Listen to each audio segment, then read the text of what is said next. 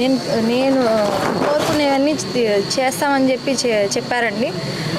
Sir కూడా నాకు ధైర్యాన్ని చెప్పారు. మేము ఉన్నామని చెప్పారండి. కేసుని అయితే నేను గట్టిగా టేకాఫ్ చేస్తానని చెప్పారు. అతన్ని అయితే బయటికి రానివ్వండి అని చెప్పారండి. నేను కోరుకున్నదంటే ఒకటేనండి, ప్రభుత్వాన్ని, సార్నైనా మేడంనైనా ఎవరినైనా నేను కోరుకునేది ఒకటే, నాకు జరిగిన అన్యాయంలాగా మీరు చూపించండి. దీన్ని రాజకీయం కానీ కులం కానీ చేయకండి దయచేసి. అది నాకు ఇబ్బందిగానే ఉందండి. మీరు అలా చేయడం కూడా నాకు అలానే ఇబ్బందిగా ఉంది. నేను ప్రతి వాళ్ళకి చెప్పేది ఒకటేనండి, దీన్ని రాజకీయం కానీ కులపరంగా కానీ చేయొద్దండి.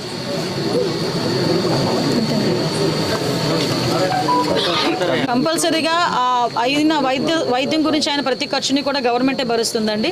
ఇప్పుడు ఆ పిల్లలిద్దరికి కూడా, పవన్కి తను అదేవిధంగా భార్గవ్ వాళ్ళిద్దరికీ కూడా వాళ్ళ కుటుంబ పరంగా కూడా ఎలా ఆదుకోవాలన్న దాని మీద, అదేవిధంగా సపరేట్గా ఈ అమ్మాయిని ఎలా ఆదుకోవాలి, సుజాతను ఎలా ఆదుకోవాలి, అదేవిధంగా వాళ్ళ పిల్లల్ని ఏ విధంగా మనం సంరక్షించాలన్న దాని మీద కూడా గవర్నమెంట్ ఒక నివేదికను కోరింది.